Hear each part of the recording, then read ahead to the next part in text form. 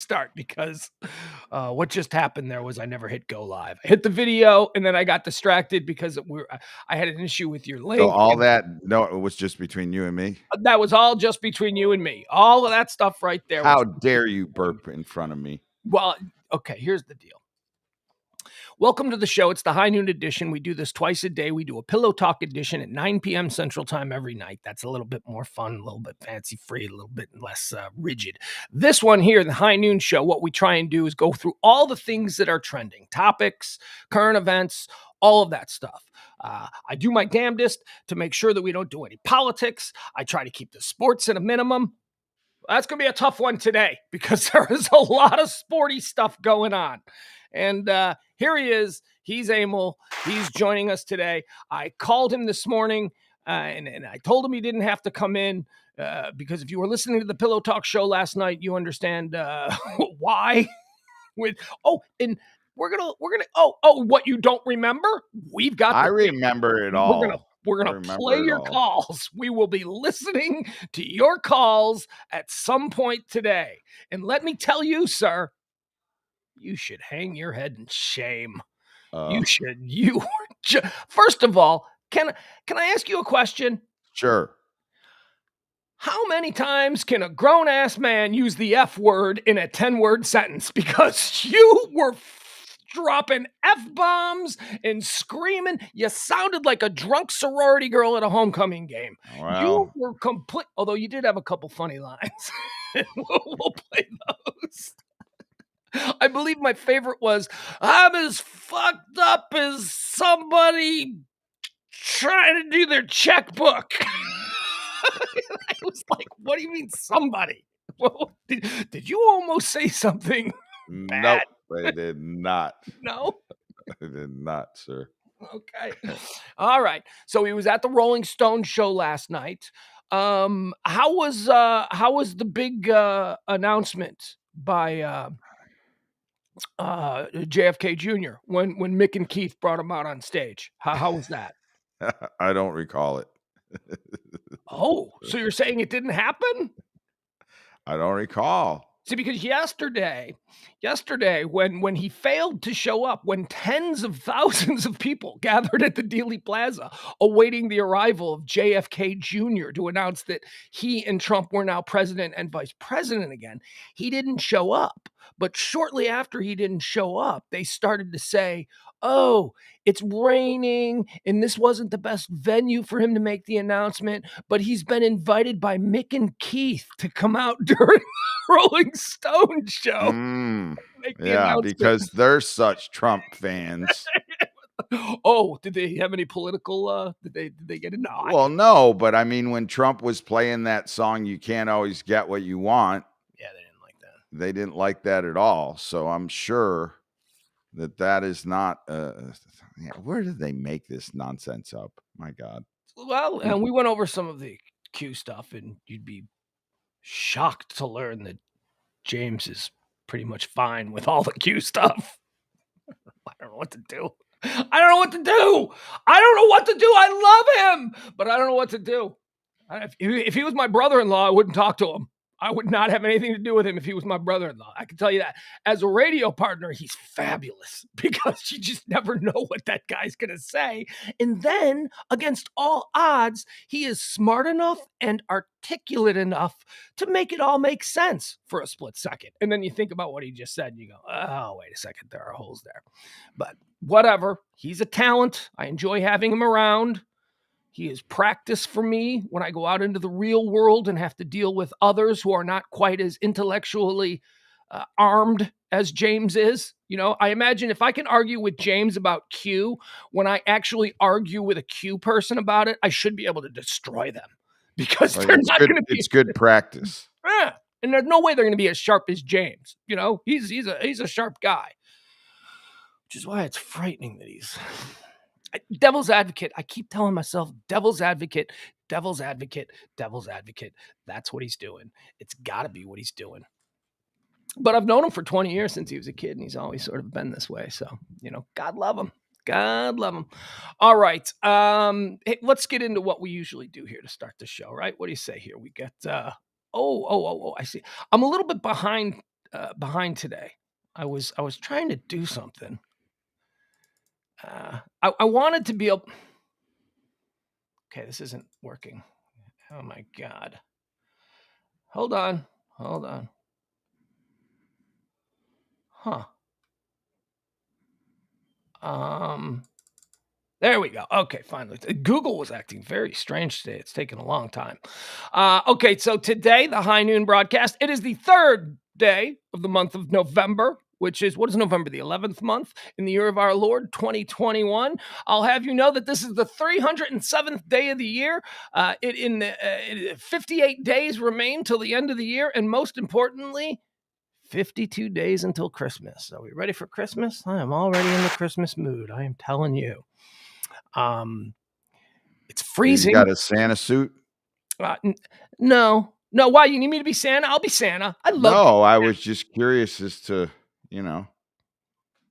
while if you're anybody in needs me to what be part Santa, of the mood it is. if anybody needs me to be Santa and they have a Santa suit that they will provide, you just tell them, no charge. I will do it. Any opportunity I can be to be a Santa. I've only been a Santa twice. And you know what? The first time I was a Santa, I wasn't this evolved. I wasn't this kind of person. I was still a person that didn't dance. And as we know, I'm a dancer now. I'm willing to dance. I was way too uptight back then. And I thought, this is dumb, man. I don't want to be Santa. Completely lost on me was the idea that I get to make kids happy, that I get to make them have a good time. And if I really just lean into the bit, I can create some positive energy in the world. And that's an opportunity that I'm embracing now. Since the start of the pandemic, I've been embracing this idea that we just each on an individual basis need to do whatever we can to create positive energy out there. I'm not a big hippy dippy guy who believes in energy, but I think there might be something to it. Every little bit, every little bit you put out counts. There right? definitely is something to positive energy needing to be put out there. Absolutely. There's got to be. That's why each and every day we like to do a little something that I call our moment of joy. And there's no different today. Here we go. Here's today's moment of joy. This is a cute one. Well, is it a cute one? I think it's a cute one. Here, let me show you what's going on here. How about a little 9-year-old boy who can absolutely ball on the court? Huh? What do you think of that? Let's look at this little kid. Boop, he goes up. All right, the first thing that I need to tell you about this little kid is that this is PJ Rose. This is Derrick Rose's little 9-year-old kid. He's already out there balling. He's got the, what do they call them? They call them corn rolls or something like that. Well, what's that? Dreadlocks. Dreads? Is that dreads? Yeah. Look, I don't know what it is. I don't have hair. I'm not up on, hair fashion. But let's watch little Derrick Rose's kid absolutely ball. Look at that. He's a cute kid. Look at him go out. Right, tries. Wait till you see this one move. He has this move that absolutely mimics his dad's prime. And I'll show it to you. Right, there you go, PJ Rose. Goes up, gets the rebound, puts it back up. Not dunk. Look at this move. Boom, boom. He's got the step to the. There's another one. That one too. PJ Rose. All right. Kid's probably already got a scholarship to Memphis. Were they playing the dads? The first team were a bunch of big kids in black. Yeah, I don't know. You didn't see that? Just a youth league in Chicago somewhere. That was not a youth. The first team they were playing was not a youth league. Oh, yeah. Okay. Here, we'll pull it up again. I think you may have noticed something that I didn't. Well, the size of the bald guy. All right. Are we sharing? Do you see it? Yep, I see it. All right. Let's see. All right. So these are definitely 9-year-olds. Right there. Oh. That is not a 9-year-old. It might be, man. There is no way. It might be. Come on. Boats. Boats is boats or go. Look at that guy. Yeah, this must be like 9. This looks like 9-year-olds versus 14-year-olds, doesn't it?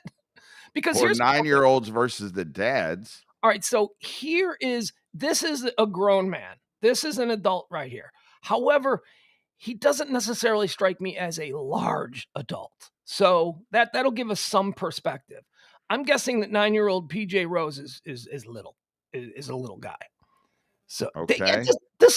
these are definitely not adults. I mean, but these are bigger kids, to be sure.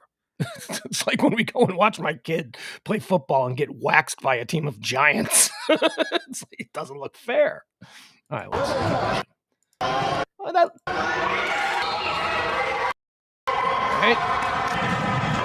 Those kids look like that looks like fair size, right? That looks normal.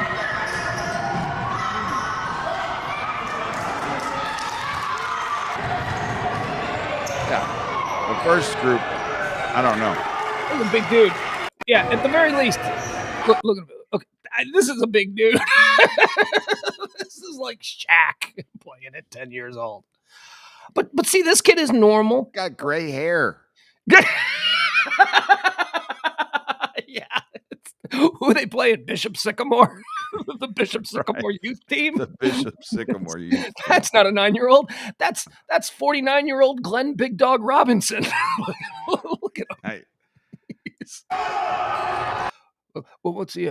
Does little PJ Rose put a move on him? Damn right he does. Goes right past him. Just like his dad. I think they're playing the Goats. Yeah, I think that's the name of the team. Maybe they're dads. That's why. That's our moment of joy. He's little PJ Rose out there. All right, there's also a number of things happening today. I'd like to tell you what we're celebrating on this day. Again, it's the 3rd of November, year of our Lord, 2021. Today is National Stress Awareness Day. So be aware of your stress. That's I guess. Isn't that part of the problem? Being aware of the stress? Right. Like if you Yeah, probably. Because when you're aware of the stress, then that causes anxiety because you're concerned over what these stresses could do to your body. It's also, now here, this sounds like a bit of an old-timey kind of a deal. It's National Housewives Day. Do housewives still, are they still a get thing? in trouble for that.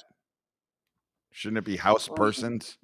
Like you want to be, look, if you happen to be, ooh, yeah, shouldn't it be?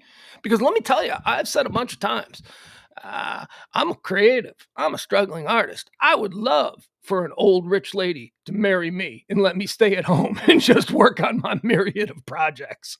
And then when I go to the store or when I go out for lunch, I'll have a debit card that works. That would be good. That would be fine by me. So yeah, House Persons Day. It should be House Persons Day. National Housewives Day. That does sound like Ward and June Cleaver-ish. One for the ladies. I don't have a problem with that though. I mean, I've gotten into this with people over the years because although I would prefer, not prefer, no, not prefer. I think that I am more likely to fall in love with a woman who has a career and outside interests. Oh, are you saying that a job at taking care of the home is not significant enough? No. What I'm saying is, Well, is what's that a I like career? a professional woman, a woman who has like an interest in something, a passion that she does outside of the home. Yeah. But certainly, being a housewife, if you are a person who chooses to stay home or is lucky enough, see again, what am I doing? A part of the patriarchy, Pugs. Mm-hmm. Now, if you choose to stay home and that works for you, fine. Well, it sounds like you're saying that the housewife job isn't significant. No, it doesn't lucky provide enough. Yeah, well, I think it would be lucky to be able to stay home. I do. I'm sorry. Maybe I'm just old school in that way. I'm not denigrating it. I think it's a wonderful choice. I think I just said that I want to be that. I want to be somebody who doesn't punch a clock, who doesn't have a boss to answer to, who can basically just, do whatever I want. And that's what a housewife can do. A housewife can do whatever they want. Well, you can be a professional at being a housewife. Like you could do your house. How are you gonna make money being a housewife? A professional is contingent upon the idea that you're being paid to do something. I guess you're achieving Well, fringe you are benefits. getting paid because you're entitled to half. Yeah. I guess. What do you But mean it's you not guess? in That's the rule. because well, it's not in the tradition. You're not filing taxes on the income that you make being a housewife. What I am saying is there is nothing wrong with being a housewife. With that said, I think I would be more attracted to a woman who's obsessed with the law, or a woman who's obsessed with engineering, or a woman who does something outside the home that brings her some kind of fulfillment other than whatever it is that a housewife chooses to do. Because you know what? Honestly, if I'm married to a housewife, if I'm married to somebody who stays at home, uh, and I was for a brief period of time, um, you know, is my laundry done? I'm sorry, but those are the jobs, right? If you're gonna stay home and you're telling me you're gonna be a housewife and you're gonna take care of the kids, I'd like you to be a school mom. On the days when they need moms to go on field trips, I'd like you to be that. I'd like you to do laundry. I'd like the house to be cleaned. I don't need you to cook dinner because I like to cook dinner, but and I also don't need you to do shopping because I love to do food shopping. So I'm not going to be a bear if you choose to be a housewife, but I don't clean very well. So it'd be probably good if you could clean, if you could do laundry. I don't really love doing How laundry. very I mean, what are you doing? 1950s of you. Nah, you know what though? If you want to be a housewife and then you want to say, well, you know what? I actually want to be I want to be a writer. And I'd say, all right, just, you can spend 5 hours a day working on your novel. After you're done with the laundry and the And dishes, just clean the bathroom. That's all I ask. Make sure that the bathroom is, if we have guests over, if I ever bring home Mr. Tate from the office for dinner, the way Darren used to always do to Samantha. Remember that in the world before cell phones mhm, when dudes would just show up with their boss demanding dinner? Sam, I brought the Tates you're home. gonna whip something up. Yeah. Jeff Glenn says, I'm evolved enough that I'd be perfectly happy being with a woman who wanted to work and wanted me to be the stay at home dad, especially now that my youngest is in school and oldest is on his own. I would not have a problem That being a sounds stay like at home dad. you're checking out with half the job. One kid's I already mean, gone, and the other kid's on his way. this is an interesting thing that I've evolved into. And I was thinking about this a couple weeks ago. I actually put a note on here to have it as a discussion during Pillow Talk. But I have discovered that I am not necessarily is the word. I am not necessarily attracted to the female aesthetic first and foremost. When I was younger, I had to fall in love with the face, right? I had to be attracted to the face. The face had to be something that I wanted to kiss. But in the last few years, I have crazy mad crushes on numerous women who I have no idea what they look like. And I'm just really attracted to their tweets. I'm attracted to their Facebook posts.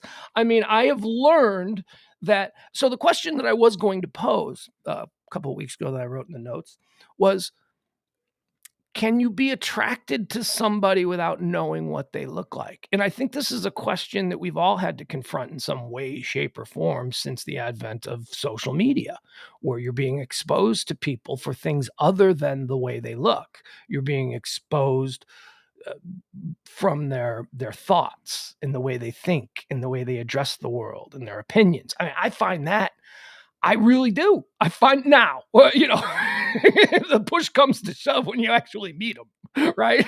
When you're like, oh, all right, I wanted you to be Bo Derek with a brain, and it turns out you're not.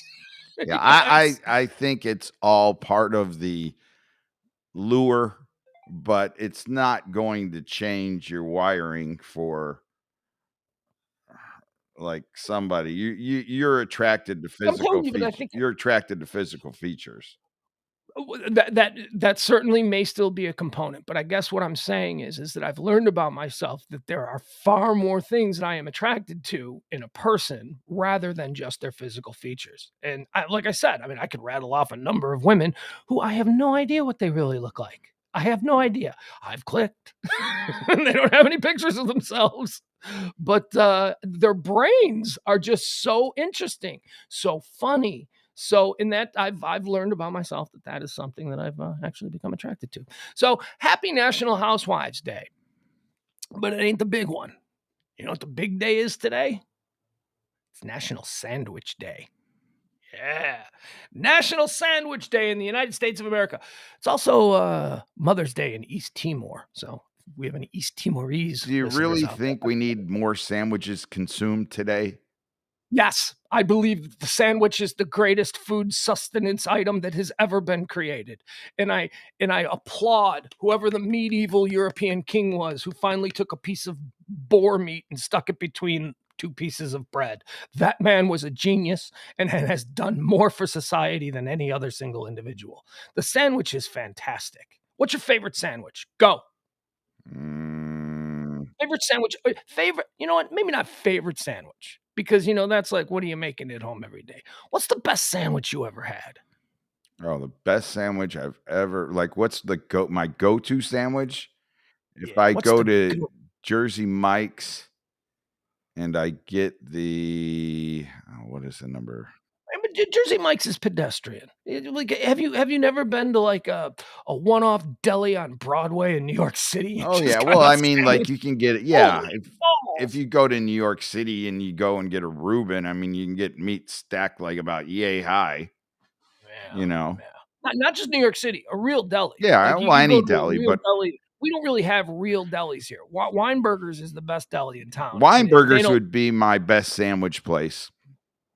Yes, best sandwich place. Mhm. 'Cause Best sandwich I can't really place. pick one. Yeah. Weinberger's, this is difficult for me. I'm going to say that Weinberger's is the best sandwich place because the best sandwich, the goat of sandwiches that I've ever had isn't just a sandwich place. It's a full on deli that you can get pork chops, you can get all kinds of, Jewish soups and different latkes and potato pancakes. They don't really have that stuff at Weinberger's. Although I think they do have some of it. The best sandwich I have ever had is Manny's Deli, and it's their typical standard Manny's Deli in Chicago Reuben sandwich that comes built like one you'd find on Broadway in New York. There's like 2 pounds of corned beef, and it's just massive, and they serve it with a potato pancake, which, I guess they call it the Jewish name for it. Is that a latke? They give you with a latke. Oh, man, that is the goat of sandwiches for me and my son.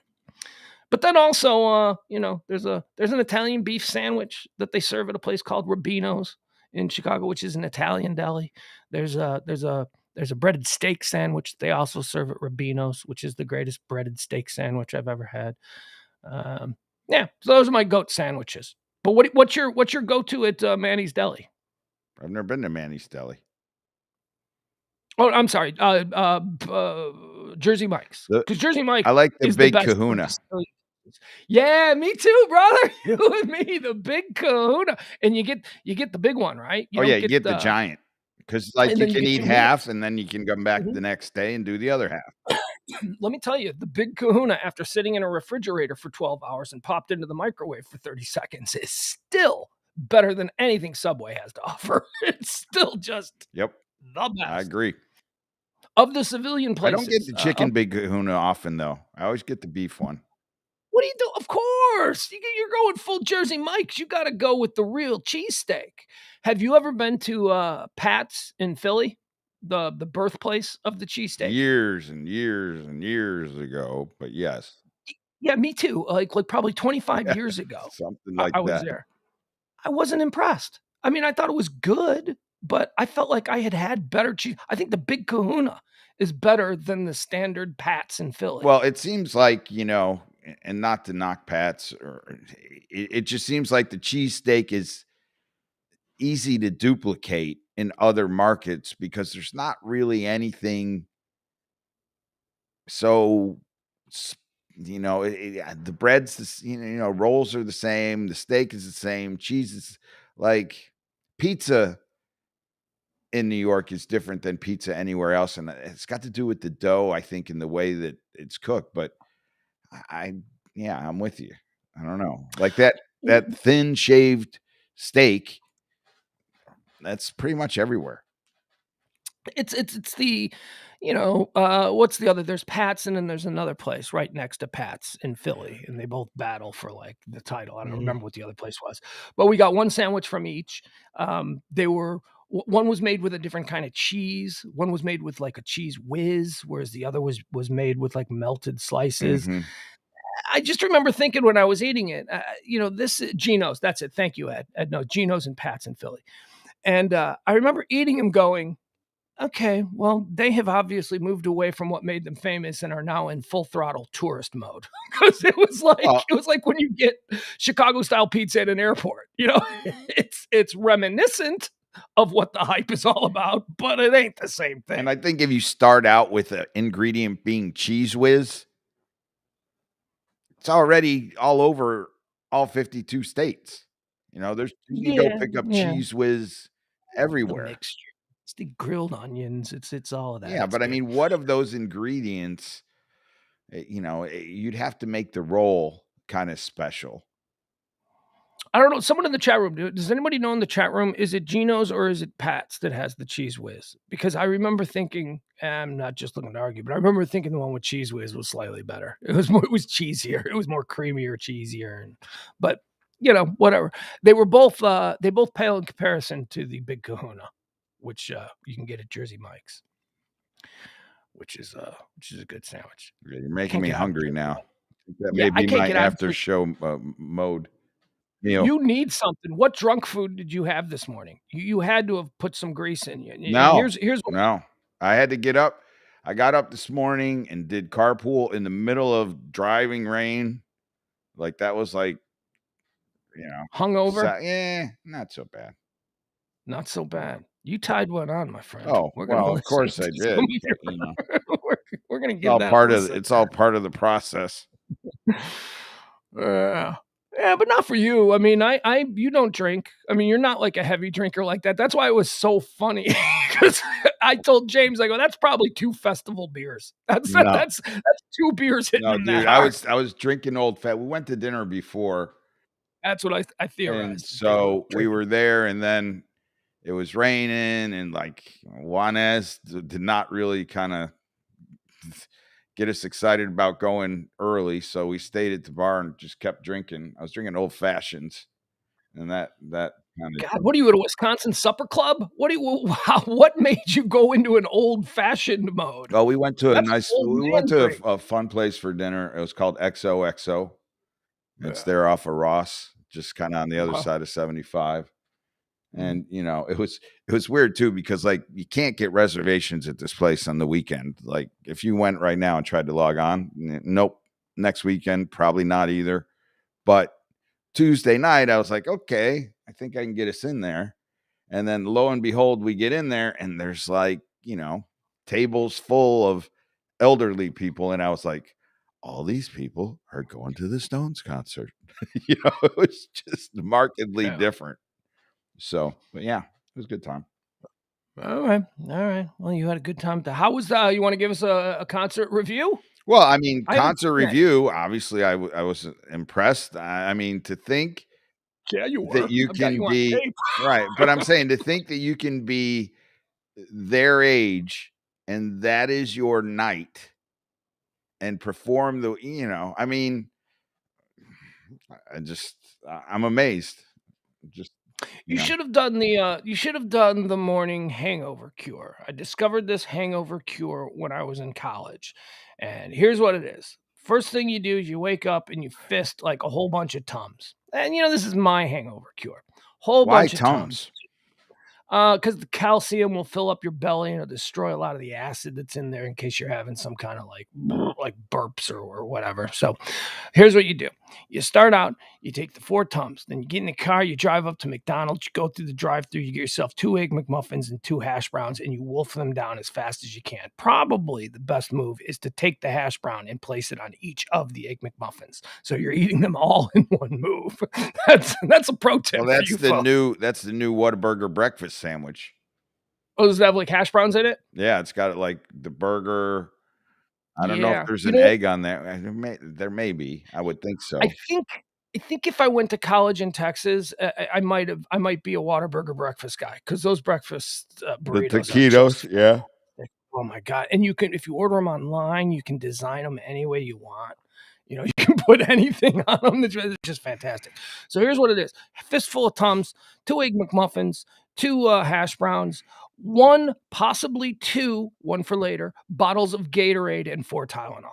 And you'll be fine in a couple hours. You just get that in your system right when you wake up, and the grease will do its job, the Tylenol will do its job, the Tums will do its job, and the Gatorade will do its job as well. There you go.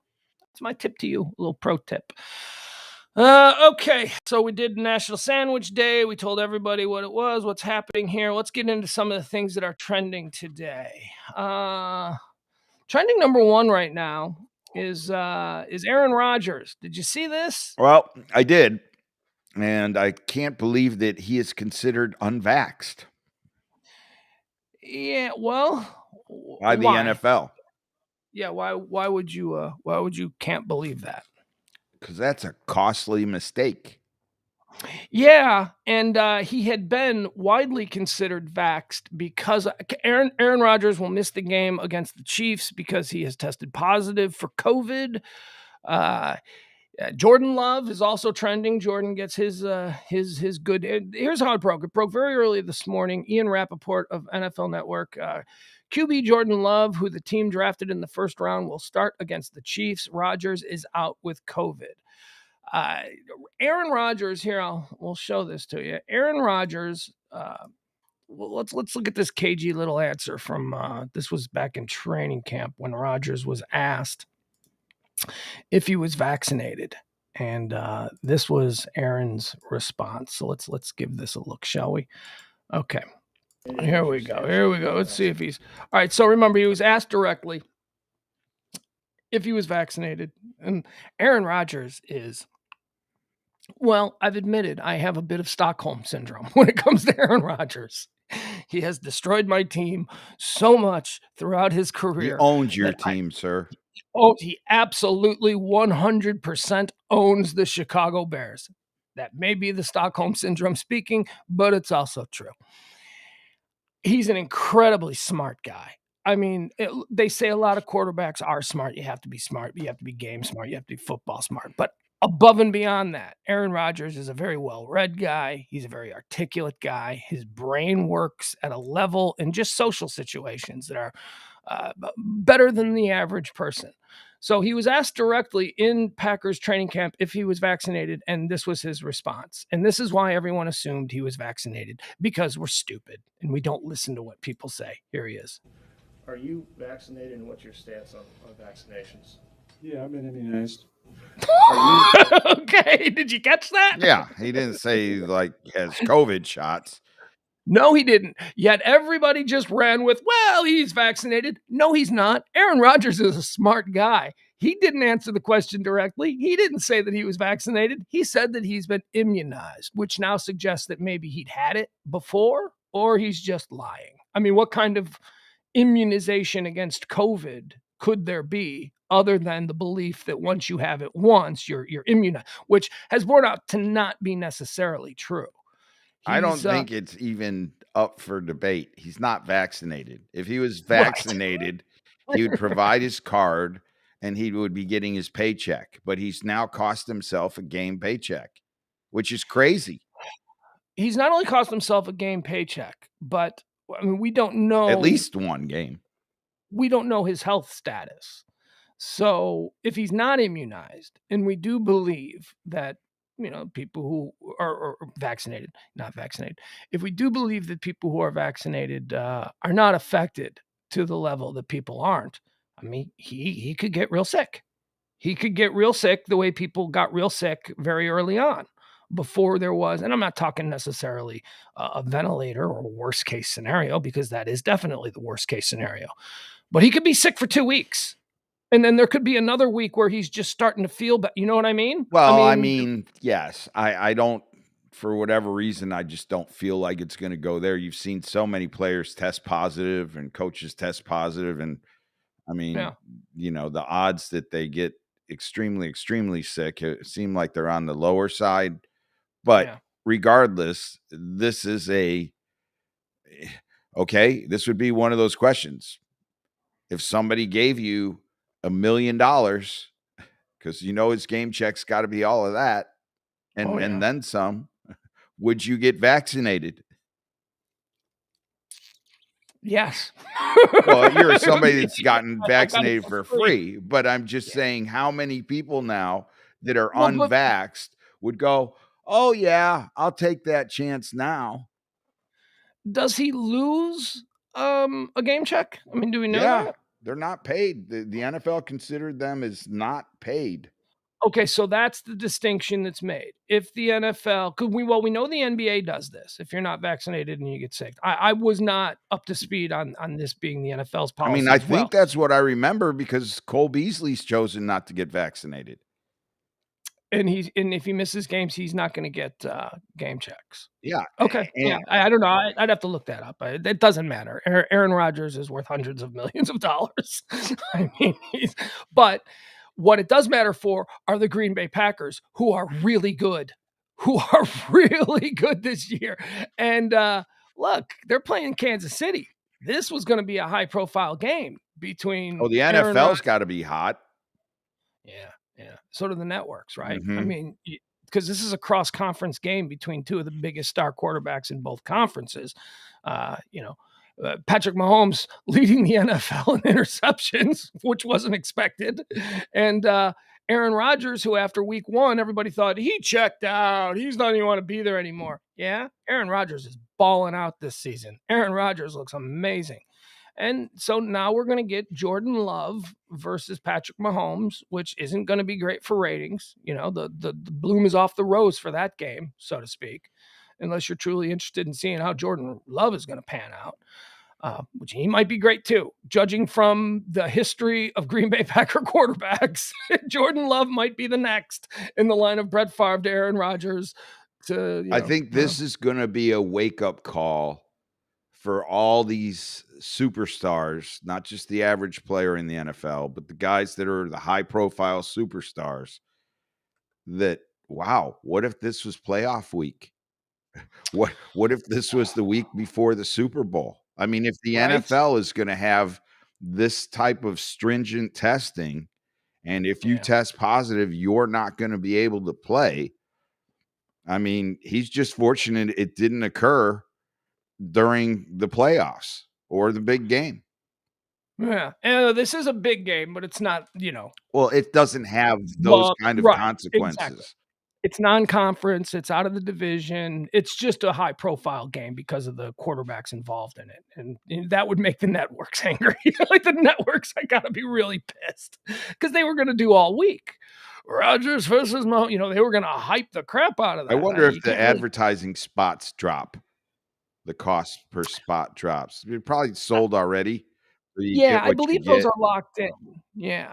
And then there's probably, when you do a media buy like that, there's probably something written in that says, because he could have broken his leg in week 2 and you'd still have the advertising sold for the game. So I don't know how that necessarily affects it. All right, let's move on to another. The scalpers are pissed. 156. The number 156 is trending right now. Do you have any guess as to why 156 is trending? No. 156 miles per hour is the speed that Henry Ruggs was traveling when he slammed into the back of an innocent little 23-year-old girl who was stopped at a stoplight. He was traveling 156 miles an hour. Upon impact, he was only able to slow down his brand new Corvette to 127 miles an hour. Henry Ruggs, of course, wide receiver, first-round draft pick in 2020, last year, 2 years ago, maybe 2019, of the Las Vegas Raiders. Interestingly enough, the very first pick in the history of the Las Vegas Raiders. He was the first guy ever drafted by the team when they were the Las Vegas Raiders. Year before they got Josh Jacobs, who was his teammate at Alabama. Henry Ruggs was a young star in the NFL, a wide receiver that everybody was certainly looking at. A 4.27 40 at the NFL Combine. the fourth fastest combine score of all time, the fastest combine score of that year. 4.27 is blazing fast. Of course, won a title with Alabama. Well, he's a moron. He's an idiot, and at the very least, his NFL football career is over. That's when the best thing you can say is that, well, the good news is you'll never play football again, but maybe you'll stay out of jail. But he probably ain't staying out of jail. He is probably going to jail. Why is his football career over? You can't kill somebody well, yeah, he's toxic. He's been cut. He's already, out there as a free agent. Nobody's going to touch him. I don't think he'll ever play in the NFL again. There've been other players who have been in similar situations over the years, and they've never played again. They're just deemed toxic and just, who knows? But he's going to jail anyway. It'll be manslaughter. I mean, I'm sure he'll have good attorneys, but he's going to do jail time for this. This idiot, it's in the era of Uber and Lyft and ride shares, where everybody with a dime in their pocket should never get a DUI again. Do you agree with me? I mean, I think one of the first things I asked you last night, are you guys Ubering it up? And your answer was, I'm Ubering it the fuck up. Yeah, no, there is not a reason, and there wasn't a reason before there was an Uber or there was Lyft. I mean, you should never get behind the wheel intoxicated. I think, I'll put my hand in the air. I've done it, and that was a stupid move. Absolutely. But I think more importantly, besides the under the influence, 156 miles an hour. 156 in one of those Corvettes, boy. You've seen the new Corvettes, right? I mean, I'm surprised you don't have one. I would be afraid to travel in a Corvette at 156 miles an hour.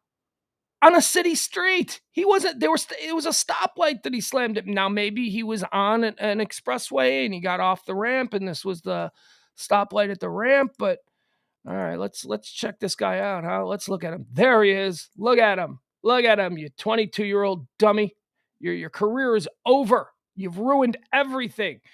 Now, he signed a 4-year, $16 million fully guaranteed contract. I got to believe that there was something in there about killing someone and then being cut, right?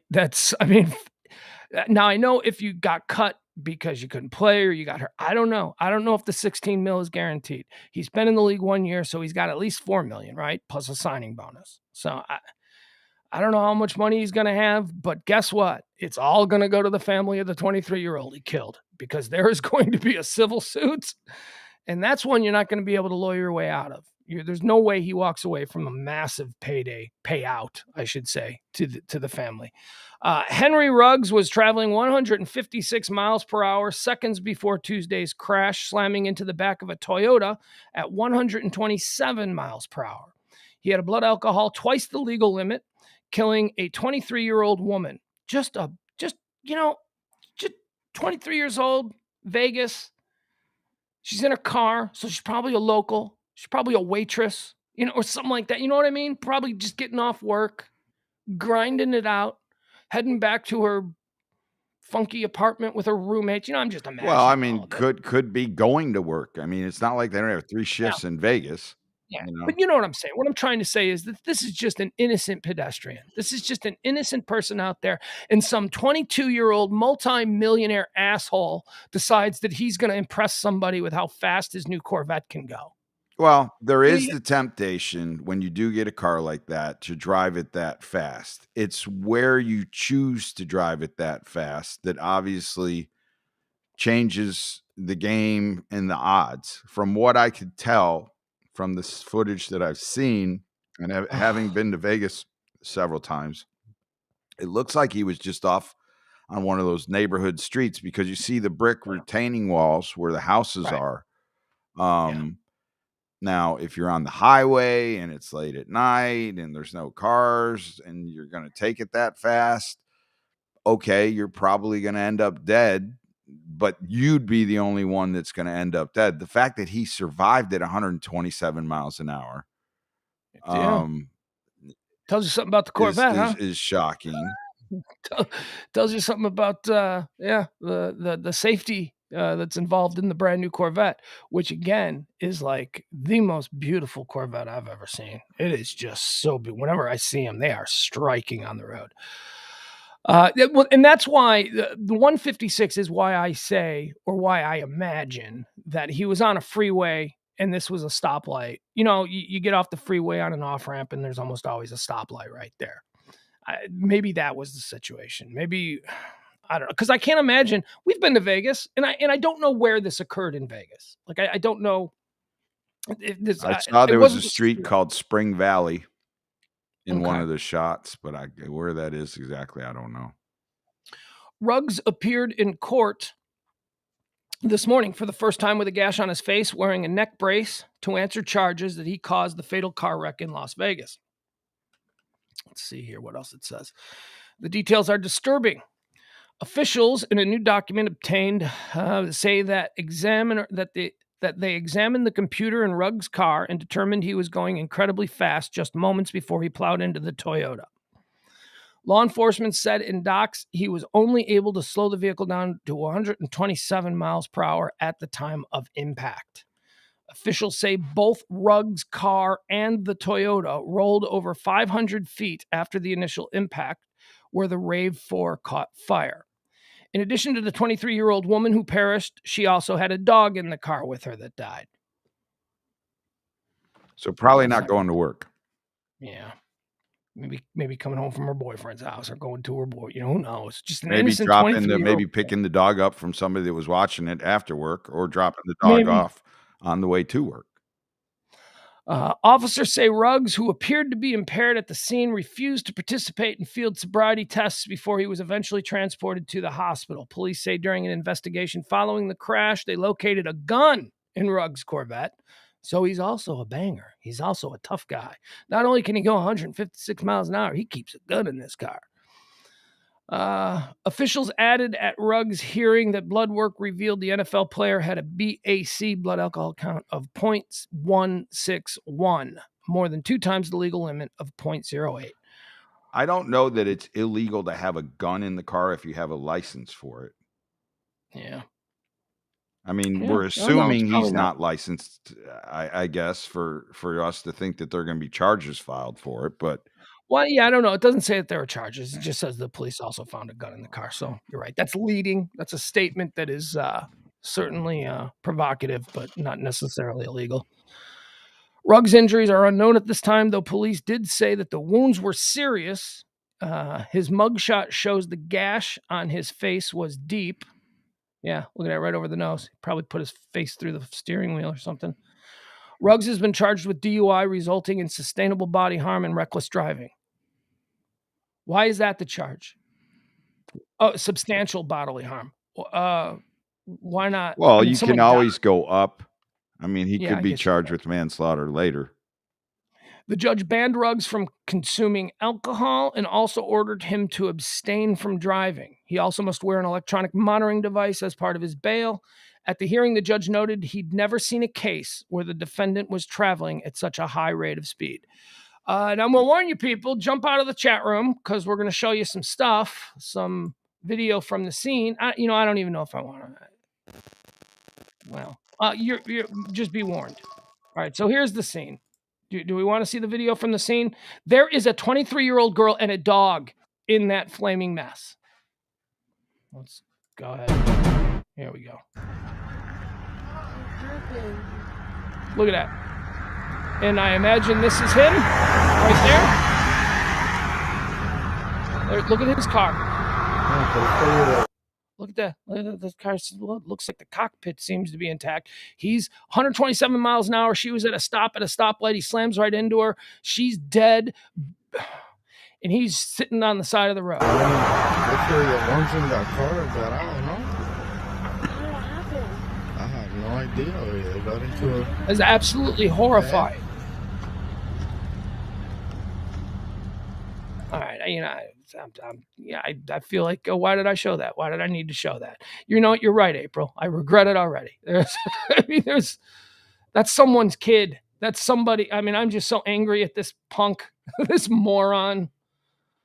Uber, dude. You know? I mean, you wanna drive a 156-mile-an-hour I mean, vehicle, at least certainly if you're sober. gonna drive at that rate of speed, you need all your faculties about you. Yeah, you do. Oh, not when you're 23 years old and worth millions of dollars and, it doesn't the laws don't apply to you. Did you hear about that? That was another thing that was trending over the weekend.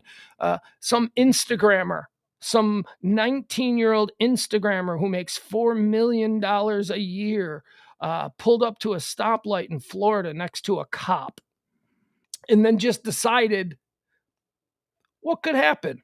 So he started revving the engine like he was going to race the cop. And when the light changed, he burned out his tires and shot through the intersection at like 100 miles an hour. A cop, of course, hits the lights, follows him to his house. Dude runs in his house. Cops are at the door. Cops arrest him. And you know what the kid said? Hmm. I'm young and rich. I can do whatever I want. Ugh. Yeah, right. And of course, the next day after that started going around and he was trending, he said, "Well, I shouldn't have said that." Yeah, you're right, asshole. You shouldn't have said that. But more importantly, you felt that. You felt that. I don't care about the words that you articulated in the moment. I care about who you are as an individual. And you felt that. Well, I didn't mean it. Yeah, you did. Yeah, and I can totally understand a 19-year-old. What is it they used to say? Young, dumb, and full of cum. $4 million in a hot car. You're untouchable. Well, Henry Ruggs thought the same thing, I imagine. Doing 156 miles an hour for that period of time that he was doing it, he probably felt invincible right up to the moment that he murdered a 23-year-old girl. The NFL Players Association has a safe ride service for the players. Yeah, I'm sure they do. Look, I am sure every individual team has a guy. I know the Chicago Bears have a guy. He's been a legendary guy. He's been with the team for years. If you're ever in a situation, you call this guy. And this was before Uber and Lyft or whatever. They come and get you. They send a limo. They do whatever they want. The teams don't want this headache, right? I mean, the teams don't want. They're willing to take their multi-million-dollar athlete and spend $100 on a limo. Right? The other thing, has it come out yet? I haven't seen it. Where was he? The problem, I don't know. Probably, but it's Vegas. Could be anywhere. Well, I know, but that's going to be the next part of the tracking. Where was he drinking? Where was he Because drinking? Who served them? Who let him get in his car? How did that happen? Adam says he has a friend who used to be a prosecutor in DUI cases. He said it's always been hard to prosecute them because people often more casually drink and drive. I don't. On this case, it seems pretty open and shut. Yeah, I look at it. I always think that. But that's not 156 miles an hour. Is not casually driving. No, it is not casually drinking with a double the blood alcohol. You know what? Although you were probably double the blood alcohol last night. I was probably, but I wasn't driving, and that's why I was in that situation. What a contrast in terms of two people waking up the next day and having killed somebody. Alec Baldwin and this guy. One guy obviously is going to see some jail time, you would think. Yeah. The other guy, no fault, it appears like at this point, not really a fault of his. Tragic accident. Certainly no but intent. the magnitude of the situation, I just, it's hard to imagine. It's hard to put yourself, I guess in the Henry Riggs case, at some point you're going to go, if I didn't do that, maybe this wouldn't have happened. And I'm talking about the alcohol part of it. Alec Baldwin, you might go, well, you just maybe never point a gun at somebody without thinking that it could possibly go off. Yeah, but again, you're an actor on a movie set. There are people whose job it is to make sure that, that's not the actor's job. The actor's job is to become the character. You hand him a hot gun, as they say in the business, a term we've all learned recently. That can't be his fault. I see what you're saying, though. There is definitely two people, both responsible for the deaths of someone. One is absolutely responsible, and the other you just kind of feel bad for. And I know we're all supposed to hate Alec Baldwin, or at least people on the right. I don't. I feel terrible for that. I'm someone who has said a bunch of times, I don't ever want to be responsible for the death of another living person. That is just not something that I think I could handle internally. Yeah. I mean, and you obviously feel horrible for both of the families. And I mean, I know this is probably not going to be the right thing to say here, but stupid and idiotic choices like that, I think I can put my hand in the air. I've made them. And I was just fortunate to get through that. And I do feel bad for not like he deserves what he's going to get, as anybody would if they did that. But you still got to feel bad. Just how did you let yourself get there? Look, you know what? If you did it 10 times, 9 times, nothing would happen. But, the phrase is fuck around and find out. Mm-hmm. Well, he had a bad coin flip on this one, and someone is dead. Someone's 23-year-old kid is dead. It's just so 23 is not a kid. Oh, shut up. Yes, it is. At my age, 23 is a kid. You're still a kid. I mean, I could have a kid that's 23 years old, right? I mean, both of us could. I mean, that's just really, what a horrifying, just sad. All right, let's move on to more sad news. Dean Winters is trending. We talked about Dean Winters the other day when I was all excited that he's playing Jeff Lowe in the Tiger King miniseries TV show produced by Kate McKinnon. Kate McKinnon is playing Carol Baskin.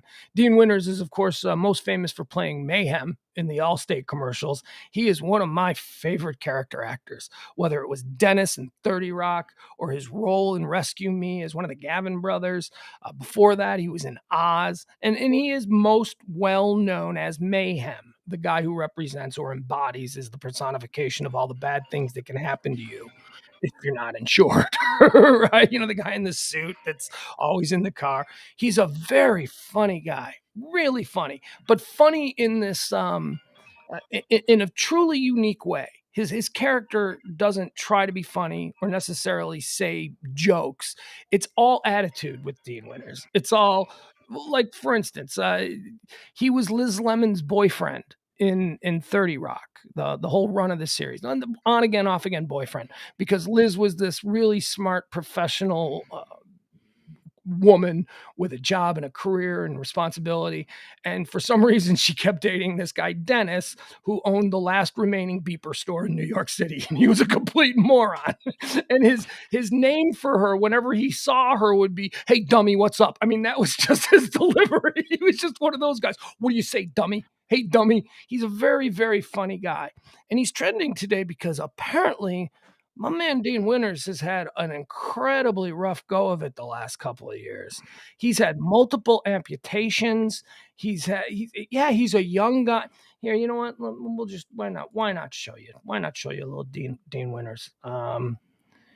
Here. All right. So this is actually a really funny scene, and it'll probably result in us not being able to monetize this particular episode, but here, I'll show you this. This is him. This is how funny he is. And this is pretty much his character in everything that he does. This is Dennis from 30 Rock. He's always working a scam. And in this scene, Dennis from 30 Rock is trying to recreate the Balloon Boy episode. Do you remember Balloon Boy from like 20 years ago? I don't think I do. Okay, so Balloon Boy was the kid that was supposedly stuck in the balloon that got released.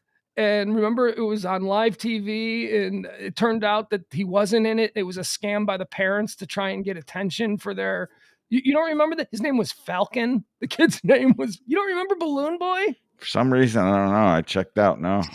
Oh, well, maybe tonight on Pillow Talk, we'll revisit Balloon Boy, because that's one of the great moments in American idiocy. So here you go. So this is Dennis from 30 Rock trying to recreate Balloon Boy. So here you go. This is an example of what a wonderful actor this guy is. Hello, Dennis. Hey, dummy. Yeah, as soon as my beeper went off, I knew it was you. I got a personalized vibration for each chick I used to put it to. Thanks for meeting me at my workplace. Hey, what exactly are you building here? Hey, Liz, You want to be a millionaire? Mr. Dennis. No, Jose. Only babies out here. Don't you want to be a big boy? Ow! Who's that kid? That's Jose. I met him through this program that places troubled adults with child mentors. Wait, are you planning to balloon boy him? Liz, listen to me. What was the one mistake those people in Denver made? One mistake? Yeah, there was no kid in the balloon. When Jose jumps out of there or whatever, people are gonna go nuts. Oh my God. What Go, are you doing? run. Unbelievable. These are the men in my life. What did I do wrong? Well, the first thing you did wrong was you touched the balloon. This is a scientific facility, Liz. This is a public park named after Ron Artest. Yeah, and like Jose, Ron dreamed of glory. Hey, Liz, you'll be back. Hey, what's going on? Huh? What's your deal? Lesbian. Okay, so that's Dean Winter. That's a terrific actor, a really funny guy. Doesn't try to be funny, just oh Jesus, what is that? That was a personal account. That wasn't directly from. People might better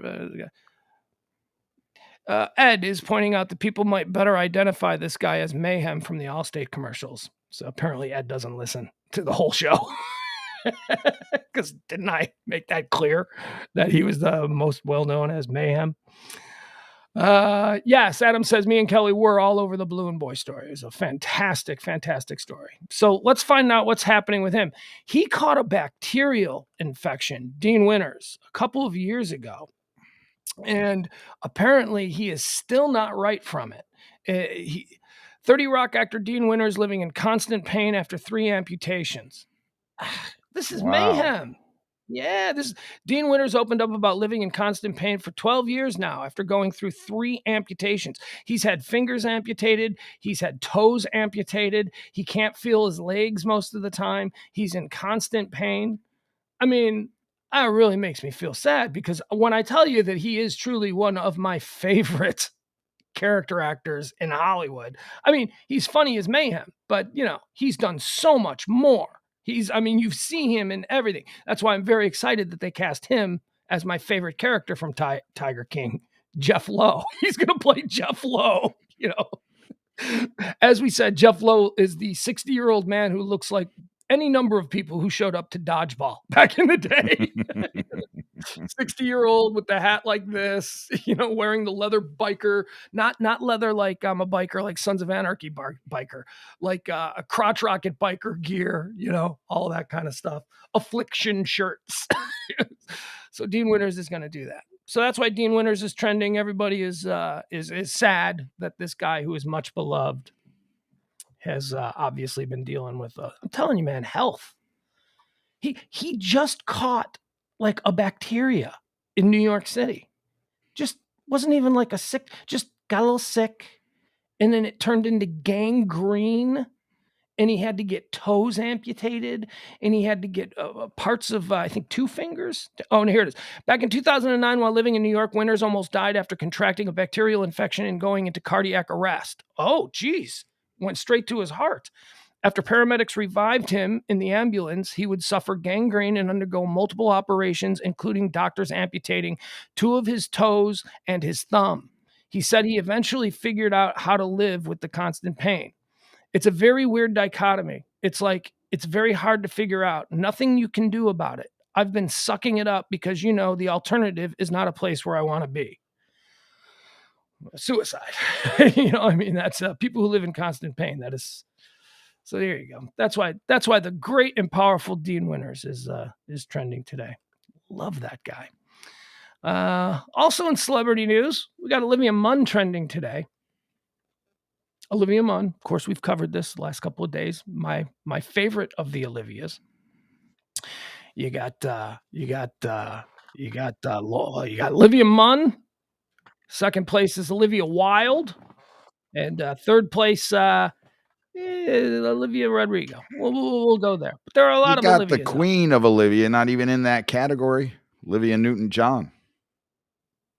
You're right. That was it. James was the one who put Olivia Rodrigo on his list. My list is Olivia Wilde, or Olivia Munn, Olivia Wilde, Olivia Newton-John. Those are my top 3. That's if we were to conduct an Olivia draft, that would be my first pick in the first round would be Olivia Munn. Olivia Munn, beautiful, smart, sexy, funny. She does it all. Recently, she's pregnant. The reason that she is trending is because she is. We also talked about Olivia Munn a couple of days ago because her relationship with her baby's father, John Mulaney, seems to be in some question as to whether or not they are still a kusum tusum. She didn't address this, but the reason that she's trending here now is because she jokingly, and I watched the video, she jokingly said that she has all of these concerns about being a mother and that she doesn't know that she's going to do it right. All the typical things that good mothers fret about, before they give birth. Good fathers do the same. Can I do this? But when this little thing is inside of you, maybe it's a little bit different. And she ended the interview by saying, I am a dog mom, though, so I hope that has prepared me for being a parent. And then she laughed, and then she said, but probably not. Everybody is slamming her because they are just choosing to ignore that she said probably not. Everybody is slamming her. No, Olivia, I am sorry, but being a dog mom is not. So that's the outrage. That's why Olivia Munn is I understand trending, her thought process. right? Except, that being the father of Dominic comes with a little bit more than being the father of CeeLo.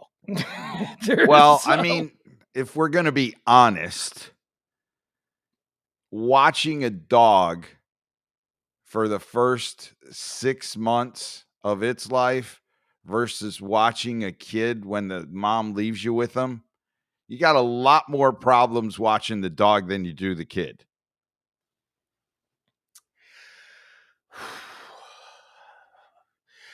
Don't know that I'm going to disagree with you. Right? I don't know that I'm going to disagree with you.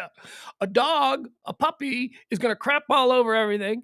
A dog, a puppy, is going to tear shit up.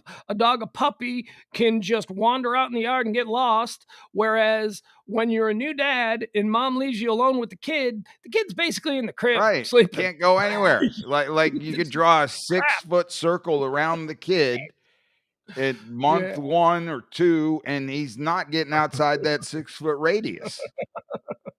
But the puppy, on the other hand, chew up the furniture, pee all over I mean,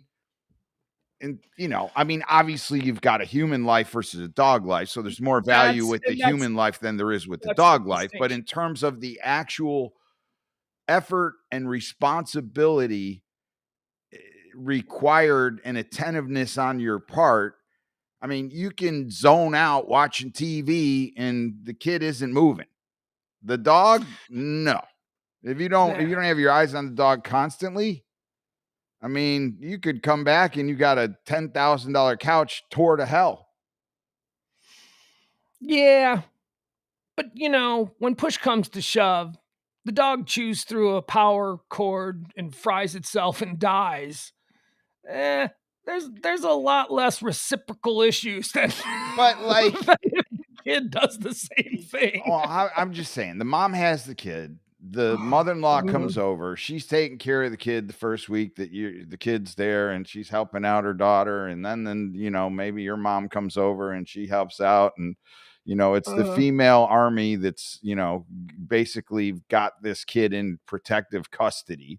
And then finally, at some point in time, you as the dad get your day. Like, okay, we all have to go to a brunch, or we have to go here, or we have to go there. So you're now the babysitter and we're going to leave you alone. And like, there's all this hype built up to it.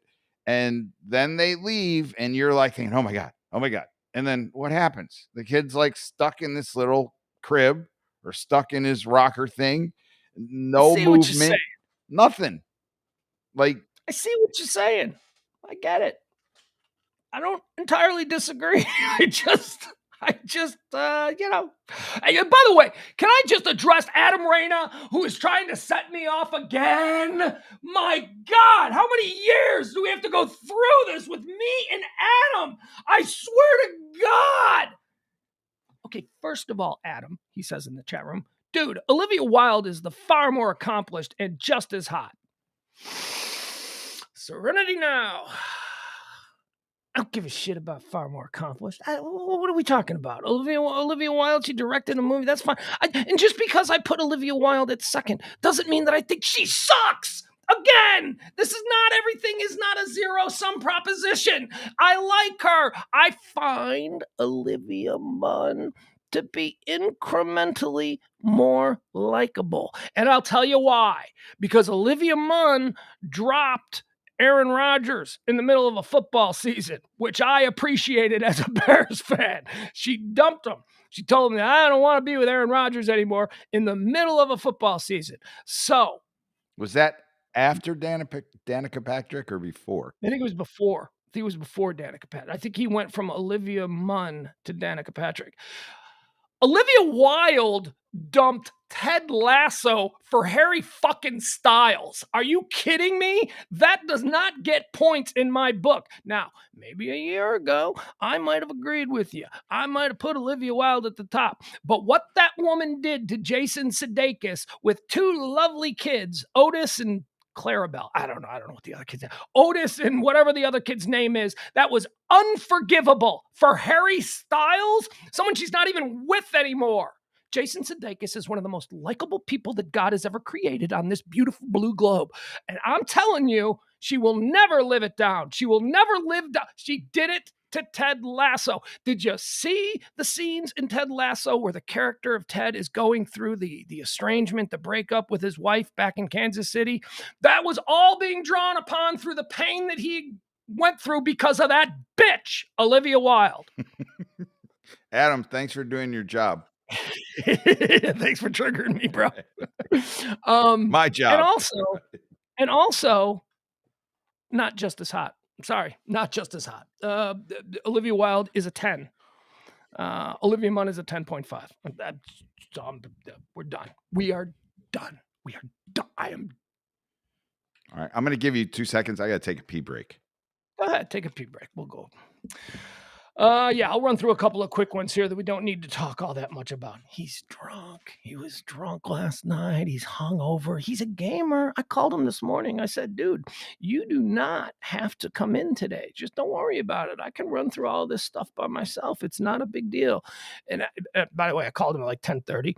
I would have called him, typically like when I wake up, but I knew that he was going to be sleeping in. And this is a guy who gets up at 6 o'clock in the morning to take his kid to school. And then he does the whole, I got to open the door for all the other kids in the carpool lane. I mean, he's just an amazing dad, but I knew that he was drunk as hell last night.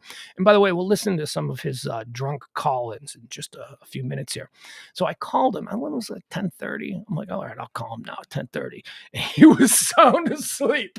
He had done the school thing in the morning, and then at 10:30 a.m. I give him a call, and I'm like, look, man, I go, don't even worry about it. Just roll over. It's a cold day. It's raining outside. Just roll over and enjoy your day. And he didn't need that. He just actually, now he's back, so we're gonna stop talking about him while he gets his headphones on. Okay. Yeah, we didn't talk about anything while you were gone. Yeah, just talking about me. Yes. Well, I was telling the story about how actually I think I called you a terrific father and said that you were up at 6 o'clock and that you didn't have to come in today, and that I waited till 10:30 to call you because I thought maybe you'd have gone back to bed. They had pancake breakfast this morning, which I wish I didn't miss that, but Oh, you missed it, huh? Yeah, that would have been a good alcohol absorber. Yeah. But I don't know that I'd have been in the right shape to sit there. Oh, but I bet you could have tackled a double large stack. Pile of, I think it was like Pete's Pancakes or somebody that sponsored the pancake breakfast. You need the fried though. There's something about fried that helps a hangover. Like you can some fried eggs, some scrambled eggs, some bacon, something. Just get that grease in you. Just get that in there. Your body will have to deal with the grease instead of the alcohol, and pretty soon you'll feel better. You'll just. Also trending today, Nike was trending this morning. I don't know if they still are.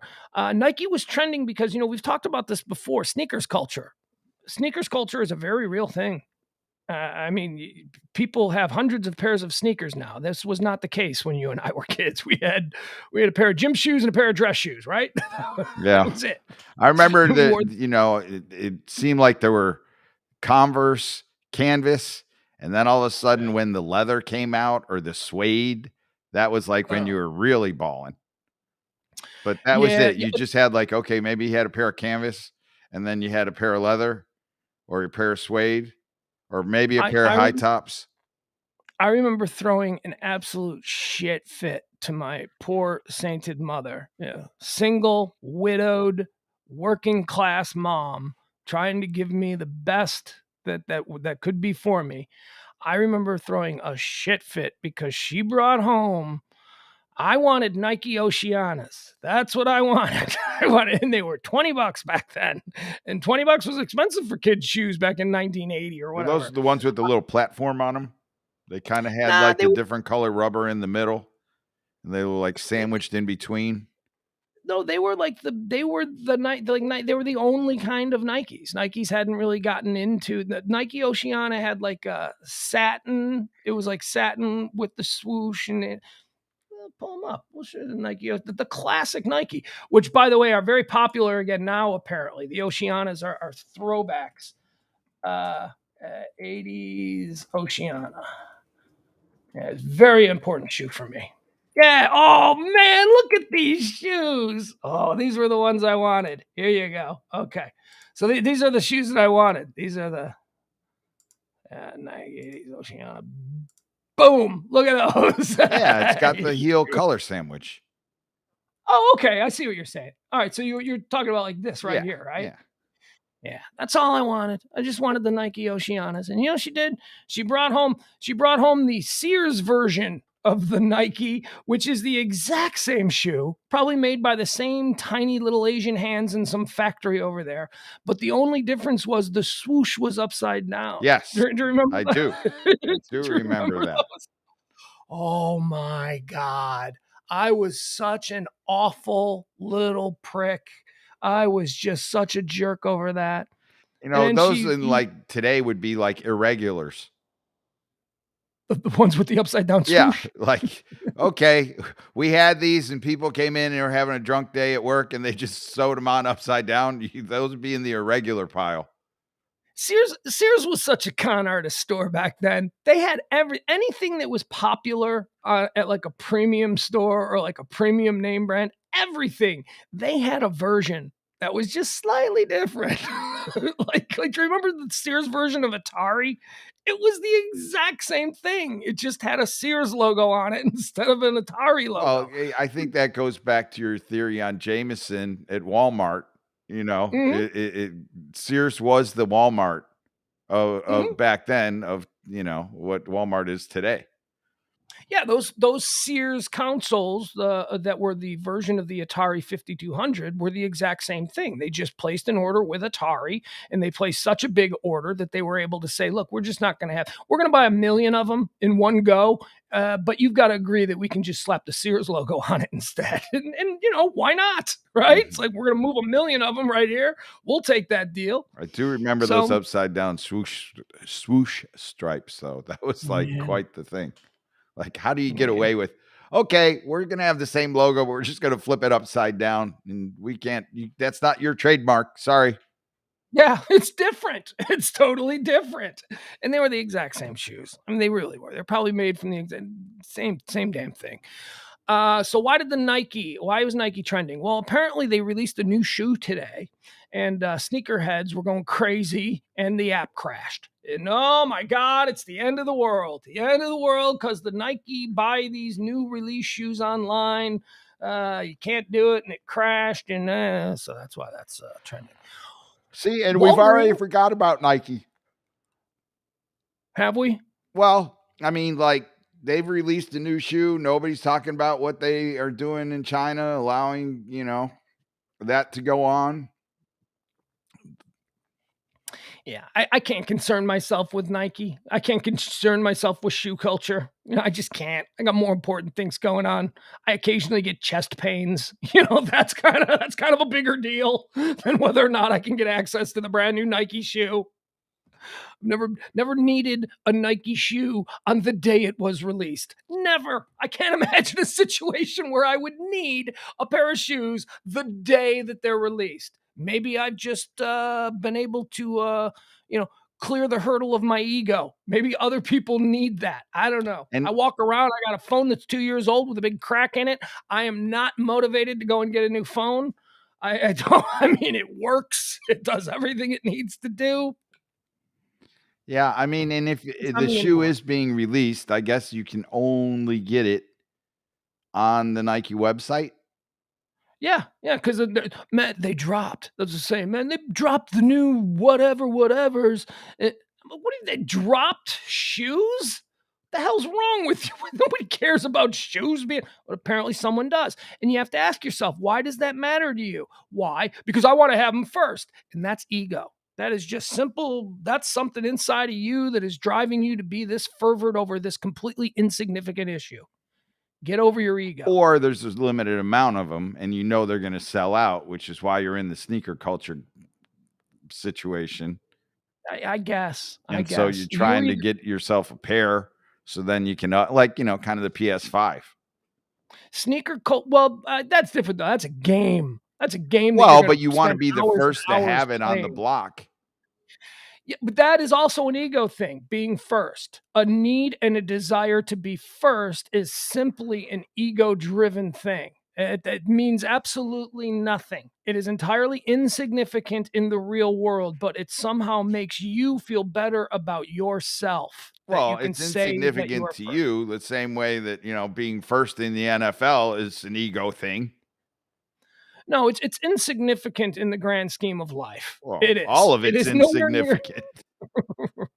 Well, I don't know. Well, I don't know that my chest pains are insignificant. I mean, I'm telling you, a desire, and I'm kidding. I'm overstating that. I'm just using that for comedic effect.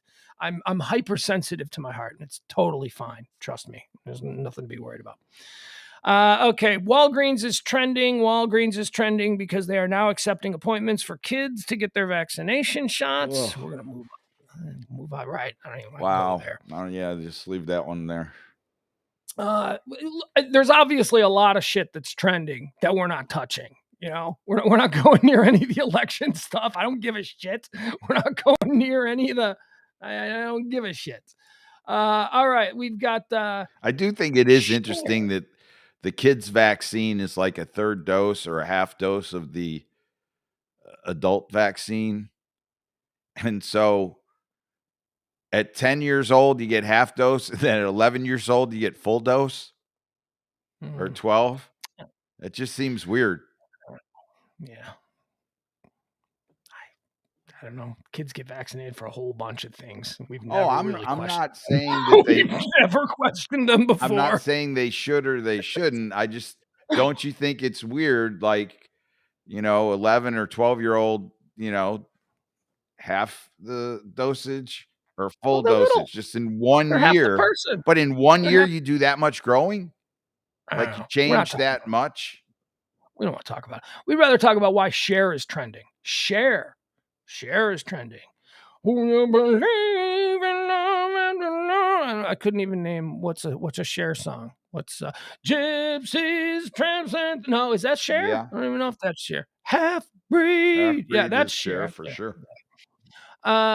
Here's something that may throw a spotlight on our slight age difference. Because when I think of you as being the same age as me, but you in the 70s, you were a little bit older than I was.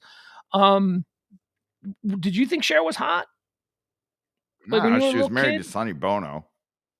No, but then she was married to Greg Allman, you know, rocker, and all that. But I mean, was she hot? I mean, she's considered a sex symbol back in the 70s. And I wasn't sexualized yet at 6 years old. So I didn't really. Yeah, I don't recall being attracted to Cher.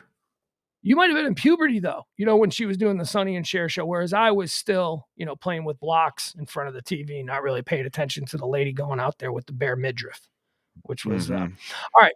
So Cher is trending because apparently she's being compared to Kim Kardashian, my close personal friend and noted salsa expert, Kim Kardashian.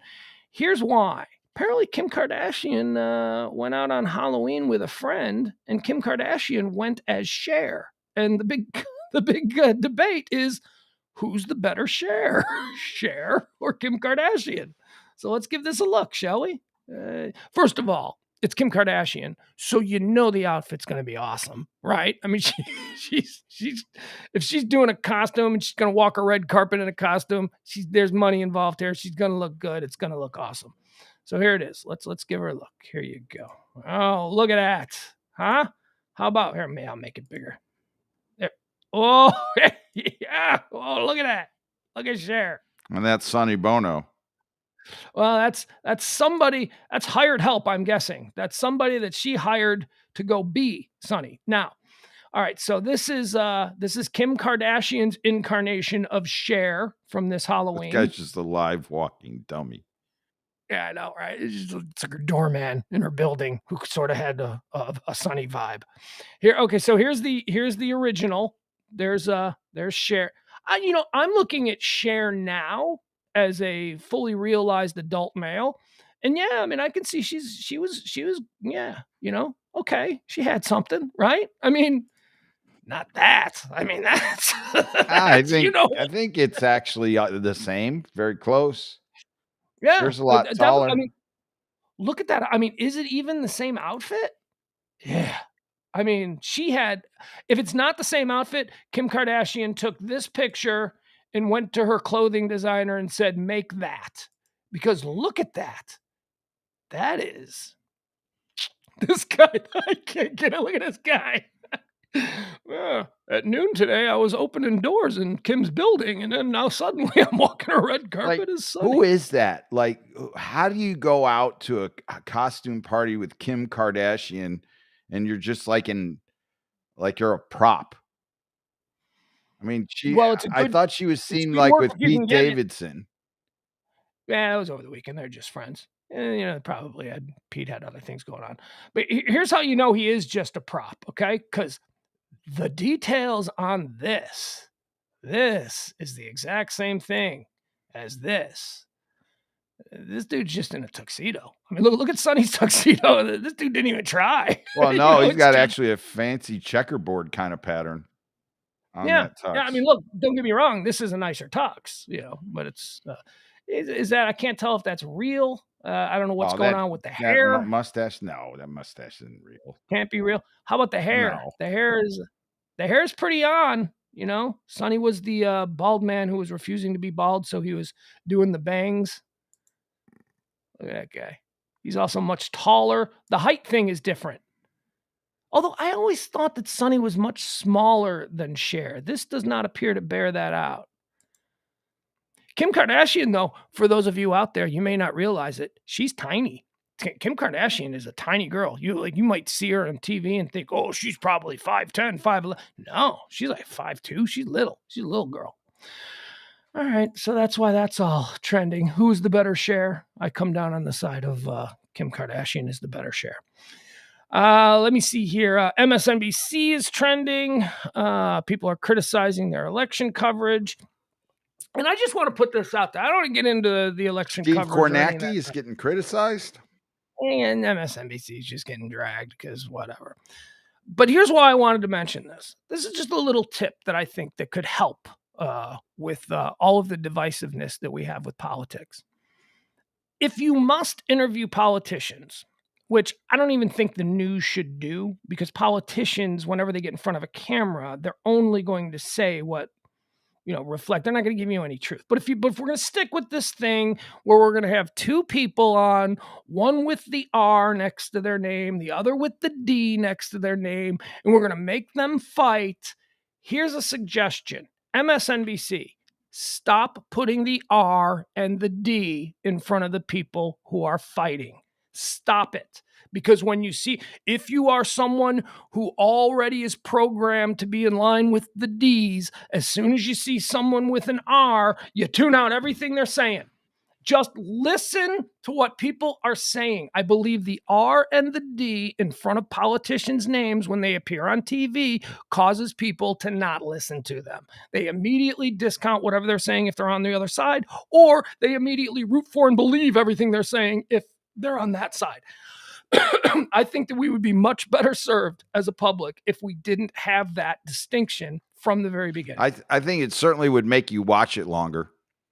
It would make you actually listen, to try and figure out which one is saying stuff I agree with and which one I'm just tuning out because, I'm programmed to not think they say anything truthful ever. Like the only time I That's all. find myself listening longer is if they say something that I would expect the R to say or the D to say, then I kind of tune out. If they say something that I don't expect an R or a D to say, then I tune in and like I'll listen longer. And so exactly make a your cheat sheet. point, it's like if the D is saying what I think he's saying or think he should be saying, then I'm like, okay, fine, he's doing his job. I'll move on to the next station. If the R is like rambling on saying what they're supposed to be saying, I'm like, okay, well, now I'm going to move on to the next station. Or I'm mad and I want to listen because I got to figure out how wrong this guy is. Apparently, the Sonny Bono that was featured in the Sonny and Cher costume, Not a Kim prop. Kardashian. Yeah, not a prop. He's actually food god Jonathan Chebin. He's been a regular on Keeping Up with the Kardashians. Okay, well, I don't watch that show, so I don't know who he is. Still a prop. I don't care if he's still just a prop. Halloween Sunny prop. Right. He was available. She needed a Sonny. Although Pete Davidson, he's little like Sonny. He might have been the good one. He might have been. All right. What else is trending? Dick Vitale is trending, which caused everybody to immediately turn in, any sports fans anyway, to immediately turn into the Denzel Washington meme. When you see a famous celebrity trending and you worry that they're dead, and then it turns out that they're not dead, you go, oh, okay. If you're on Twitter, there's a Denzel Washington meme where he's just like, oh, thank God, and whenever somebody old trends and it's not because they're dead, you'll just see hundreds of people posting that meme of, oh, thank God. All right. So Dick Vitale is not dead. Dickie V, man. If you love college basketball, you love Dickie V. I don't know how much longer we're going to have with Dickie V, but he is still rolling them hot on Twitter. He is trending because of a tweet that he put out today. The NCAA is also trending. We'll cover that very quickly. But Dick Vitale tweeted today, it's amazing that the NCAA wastes no time with an absurd 3-game suspension on Illinois basketball star Kofi Cockburn, but has taken multiple years to come up with decisions on several big-time programs. Their decision-making methods must be changed. The NCAA is a joke. Dickie V. Throwing some fire. Those are the people that have been paying his mortgage for the last 40 years, probably longer. I mean, he is the voice of NCAA basketball. Who doesn't get excited when their favorite college basketball team is on TV and it's a Dickie V game, right? Yeah, but he's at that age now. He's like, what are they going to do? Exactly. He's a cool ass old man who is out of fucks to give, as they say. Now, the story that he's referring to is Kofi Cockburn, who's a player for the Illinois Fighting Illini. He was suspended for 3 games this season. Do you know why he was suspended? And this is what got Dick Vitale so mad. Because he participated in a charity for kids, and he actually signed and sold some of his merchandise, some Illinois merchandise, and put it up for auction so that kids could be helped. And the NCAA is saying, nope, you can't do that. And that's what's got Dickie V all upset. 3 games. Dude, this is what we want our young athletes doing, right? We want them getting involved in the community and helping out causes and doing shit like this. I mean, if you can't just turn a blind eye to this, NCAA, you guys are, and he's right. There's half a dozen programs that have been under investigation now for years and years that they haven't come down with any sort of decision on. But a young 19-year-old kid doing something good for his community, it'd be one thing if you could trace it back to his Venmo or whatever and figure out that, he made money. But no, it is cut and dry what he did with this merchandise, and they're still suspending this kid 3 games. Ridiculous. It's ridiculous. It's thoughtless. It is being a robot in just going, no, this is a violation. This is a violation. I mean, you've got to use your mind. You got to be thoughtful. You got to go like, oh, wait a second. you know what? Maybe the publicity that we get for this is not going to be worth it. Let's just let this one slide, not make a big deal about it. You know, I mean, it's just because now it's a big deal. Now they were dumb. They thoughtlessly suspended him, and now they're getting trashed because also the NCAA is trending today for the Kofi Cockburn suspension, but also Oklahoma State. This is a big deal to those of us here in this part of the world. Oklahoma State has been banned from participating in the NCAA tournament this year. That's a Why? That's What a did they do? I guess I've lost track of that one. Well, this is another one that has been going on for a while now. They had an assistant coach who is no longer with them. I think he moved on. It says here maybe Virginia or something. It's the other school that has been banned. The NCAA rejected Oklahoma State's appeal of a postseason ban ruling. Now, this happened last year. They were banned last year, and they filed an appeal, so they were allowed to participate in the tournament. So now here we are, and they've finally gotten to the appeal, and they're saying, nope, we reject your appeal. You will be banned from the 2022 NCAA tournament. The NCAA announced Wednesday morning the Cowboys men's basketball program will not be eligible to compete in the 2022 postseason. An appeals process that lasted 17 months allowed Oklahoma State to be eligible for and ultimately play in the 2021 tournament, but the 2021-2022 Cowboys will not be afforded the same fate. The NCAA also upheld its original punishments, including a 3-year probationary period that will start effective immediately and end on November 3rd, 2024. A scholarship reduction of 3, so they lose 3 scholarships for their basketball team. They're on probation. They can't play in the postseason. Oklahoma State was one of 4 schools that had an assistant arrested by the FBI in late 2017. That assistant, Lamont Evans, pled guilty in 2019 and eventually spent 3 months in federal prison. Evans was found to have acted unethically and illegally after being captured on federal wiretaps and surreptitious videos. Evidence obtained by the government caught Evans willingly participating in a plot to recruit players to schools he was employed by. Oklahoma State, and prior to that, South Carolina, not Virginia, South Carolina. So basically what he was doing was he was working with an agent to give these kids, from what I understand, under the table deals with an agency, you know, like saying, all right, if you go to Oklahoma State, then there's a better chance that you're going to be seen. So if you do this here's 10 grand under the table, but you have to then sign with this agency once you decide to go pro. So it was one of those kind of shady under the table deals. But there you have it. Oklahoma State, the Cowboys, not a shitty basketball program, you know? I mean, not going to be able to play in the tournament. So that's Was it Eddie Sutton, the coach, years ago?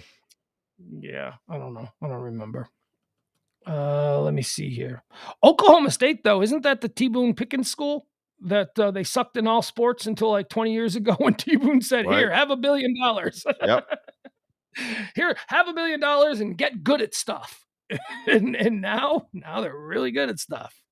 Been really good at stuff for years. What else do we have? Oh, this one. Let me show you that. Oh, can I show you this? Let me see if this will work. This is shocking. I'm not even going to tell you who's trending. I'm just gonna let you see this. A little fun little game we'll play. If it'll work. I don't even know that it'll work. Let's see.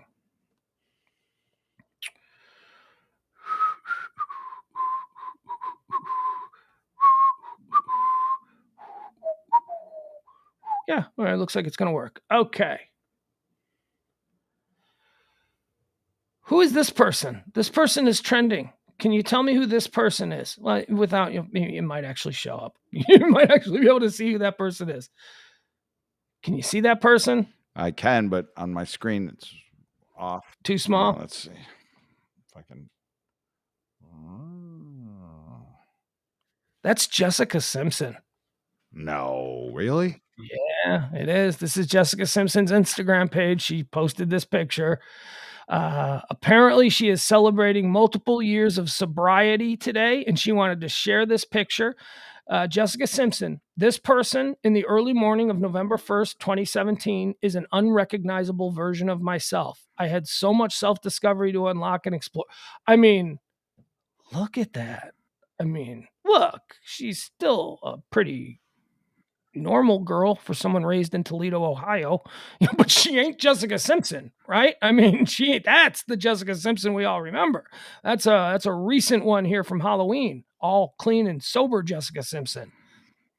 Look at her. She's a beautiful woman. Absolutely. Steph Richardson's finest. Look at her there.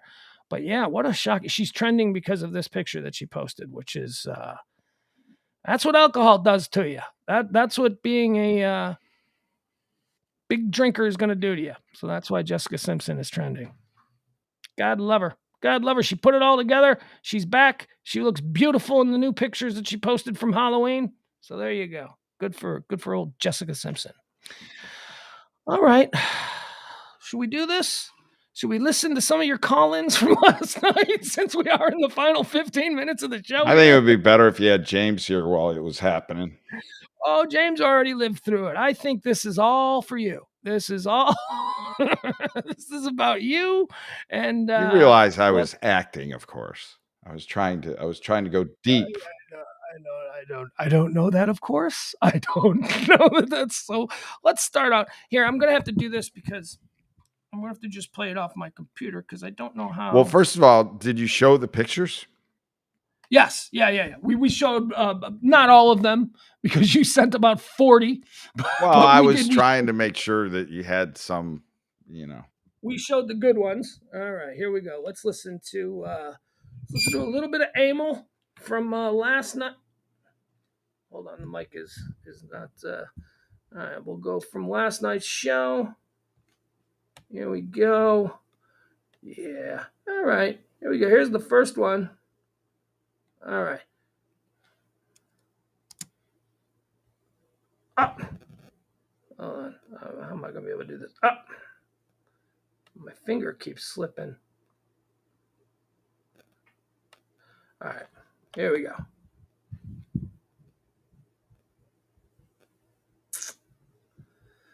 Well, breaking news at ESPN, Michael Thomas of the Saints has said he's going to miss the 2021 season.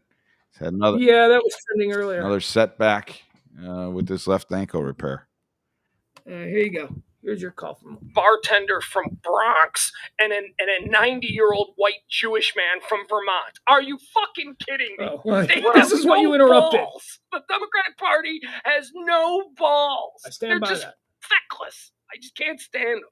Well, that's who they're trying to appeal to. They're not trying to appeal to the balls crowd. Is not their base. It ain't working. Well, it ain't. And I'm telling it here. It doesn't matter. Both numbers go through the same thing. The video he's going to have to send. Yes, it's the same thing. It goes through the exact same system. Whether you're calling my phone number or whether you're calling the show. No, number. when he gets the link from his. Yo, James! All right, ladies and gentlemen, JFK Jr. joining us live from the Rolling Stones concert. Hey, this is the number to call. Just call my normal number. I told you that today. I got no fucking clue, dude. Like, I'm fucking fucked up like somebody's checkbook. Yeah. Are we Ubering tonight from the Cotton Bowl? I hope. We're fucking Ubering, bitches. Fly home. All right. So, 78-year-old man, this motherfucker rock. Yeah, well, the concert started at 4:30, right? That's what time the Stones hit the stage these days. Hello. Daily talk. Fucking rockin' bitches. I don't know what's going on here. Can't hear the music. We'll check back in with you in a little bit. I guess a cell phone kind of deadens that out. They got something. What do you have to say for yourself? What do you have to say for yourself? I'm laughing. What is with all the profanity? Why is it that you get drunk and then suddenly everything's got to be effing this and effing that and effing this? Oh, yeah, potty mouth. Yeah, drunk potty mouth. It's very unbecoming. All right, now here's going to be the second one. We got to go to 33 videos. Oh, there we go. I guess I was taking advantage of the fact that I knew we weren't going to be on the radio.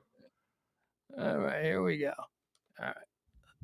Dark, beautiful, exotic features. What's Chris's background? Irish and Dutch. Well, that's not exotic. No, and you know what Bruce Jenner's background is? Irish I and used to be a Dutch. dude. Yes, here it is. JFK. Here we go. Let's go live to the Cotton Bowl. JFK Jr.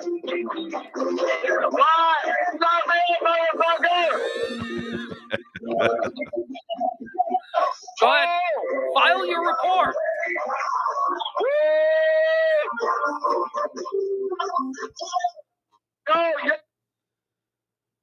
That was it. Okay, this is easy. Let's start me up, Say I that think. again. I say you make it there, man. Come back. Woo. Oh, start me. 78 years old. Okay, 78 years old. I made that out, and I could hear. Right. I could hear. There he goes. That's live. Yo. Yeah. Are you putting up the pictures? Like we're close, dude. Like I was so slippery. You're like walking down the stage now. Like I wish it wasn't so slippery. You like break your hips and fucking die. Okay. Oh, here we go. Here we go. Show should be just about wrapping up now. They got to be in bed by 10. He did say he wishes it wasn't so slippery. Taking on the jacket now. Okay. This is the worst. Yeah, we don't need to listen to any more of this. It's good. Okay. I think we do. I think we've got a couple more here that it ramps up. You get more drunk. Now you gave us about a 1 hour break because that came, and then you were. Oh, that's when I was at the beer. I was in the beer line for beer. Okay, let's see. At the point, that's where they had Keith Richards come and do some songs, and you know that's your time to go get a beer. Right. When Keith delves into the expensive winos catalog, that's when everybody wants to go away and forget that's about beer break time. Here we go. JFK Jr. recording live from the Cotton Bowl. Yeah, baby. It's true. Oh yeah. I can't even hear any of the music. It's like, yeah, neither could we. No, I know, but it's weird that's how the mics kind of limit that, and they just pick up Canceling. the voices. Yeah, they got the canceling. Those few seconds. Okay. All right, that was the sympathy for the devil moment. Let's see, what else do we have here? We'll do. Okay, so we'll if you're not talking, you would think that the music would come through. I don't know. Here, more of Amel at the Rolling Stones concert last night. Why don't we just play John Hinckley? That was allowed to go to. I mean, it's got to happen in Poland because there's no way that this could ever be sanctioned. Like drunk dialing. Yes. Jump and jump, bitch.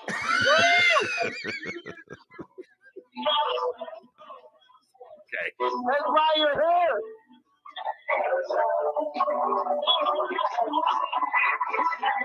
What is he on?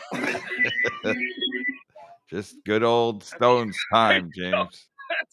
Once Is again, he more than drunk? No, he's just drunk. He's totally clean. He doesn't even drink much. That's probably 3 $20 beers. 3. All right, and we'll do one more. I got one more queued up here. Beers were only $13. Only? Well, I mean, I thought that was a little bit more reasonable than I thought it was going to be. I fear they'd be about 18. Out the door. Josh Barnett. There's another Raina kid out there too. Yeah, I know some of these kids. Never heard of them. You could be making those names up. Yes. Fuck John Hinckley. Fucking Mick Jagger is a fucking bomb. Yeah, that's where I was picking on your choice of music in favor of the Stones. You got the fuck. Really? Are you going out on a limb and saying that Jagger and Richards are better than John Hinckley? What are we doing here? What are we?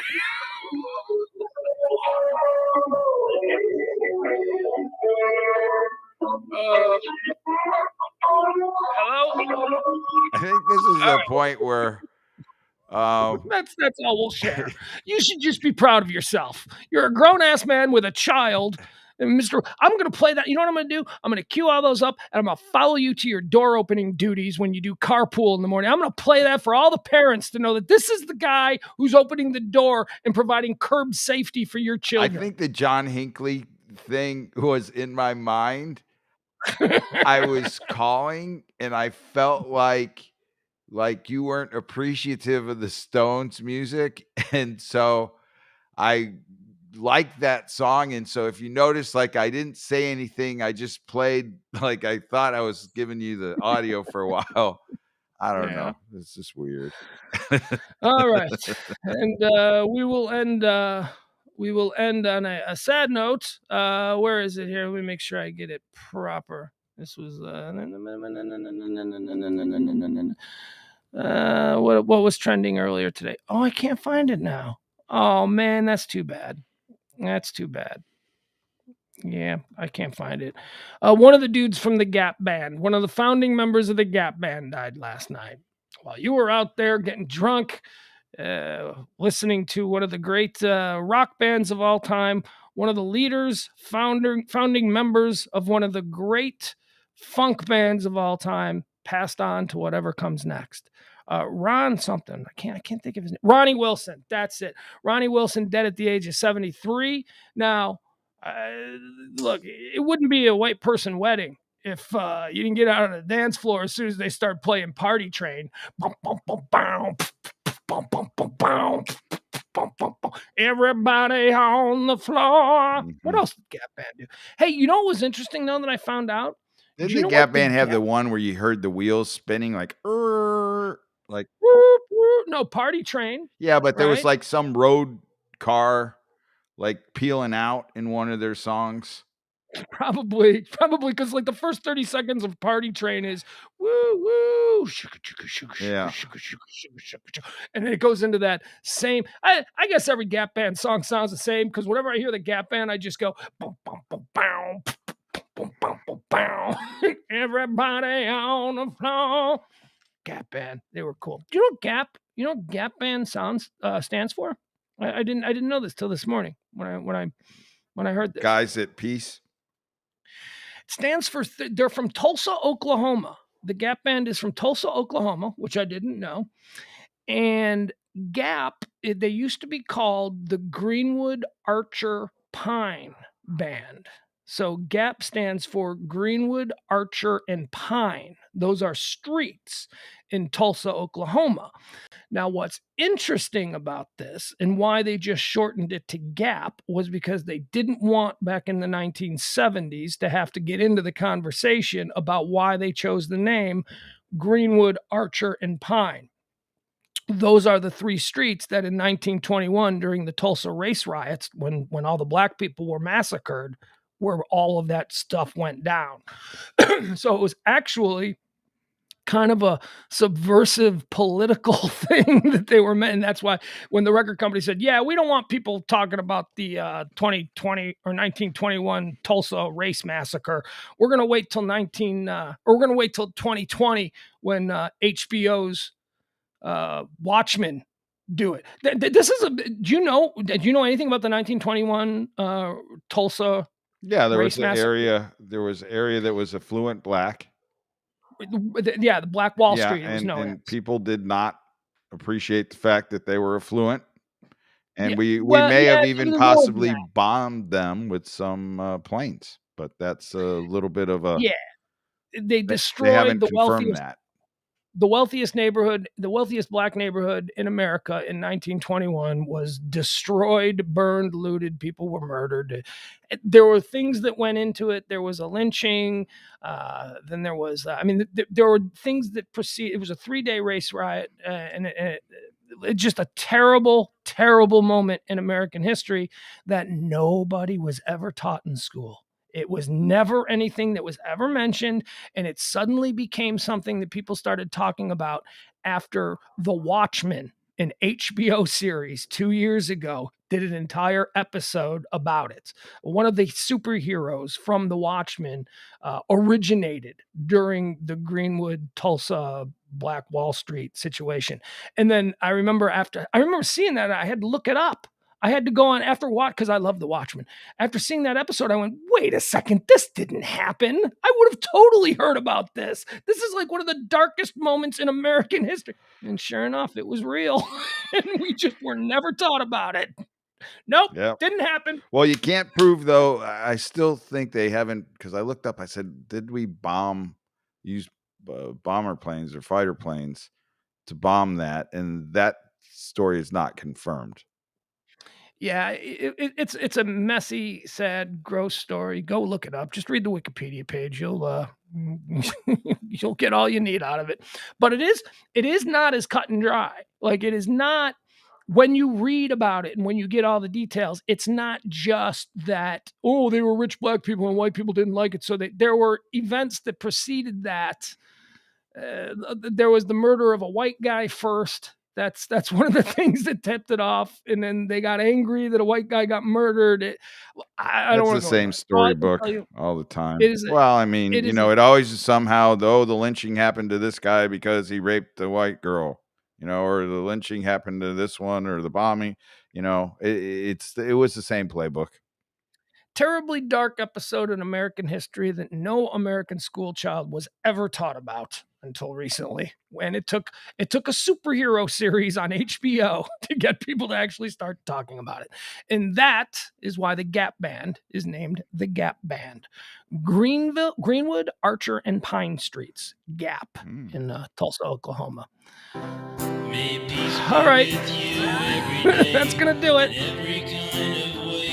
I'd like to invite each and every one of you to round back, circle back, join us at 9 p.m. tonight for the Pillow Talk edition. You going to go to bed, or you going to go get yourself a big kahuna? I'm going to go get some food. Man, that sounds good. All right, go enjoy. Have yourself a time. Thank you. You pulled yeoman's duty today. Yeah. This was a tough one. All right. I appreciate you showing up. You didn't have to, but I appreciate it. There he goes. Everybody say goodbye to E. Peace out. This could be the start of something new. Roses and lace, they are meant for you. I got nothing else. I just like this song. Oh, we got breaking news. Is there anything I want to talk about? Nope. Political breaking news. Not something I want to talk about. All right, bye, everybody. Have a great day. If you're here in the Dallas-Fort Worth area, it's cold and rainy and gray. I may just crawl back into bed and, I don't know, started watching True Detective Season 1 again last night. I might knock off an episode of that or two. I mean, what's my other choice? To clean? I don't think I want to clean today. All right, folks. We'll see you. Hope you come back for Pillow Talk tonight at 9 o'clock. Pugs Company is a production of the Radio Misfits Podcast Network.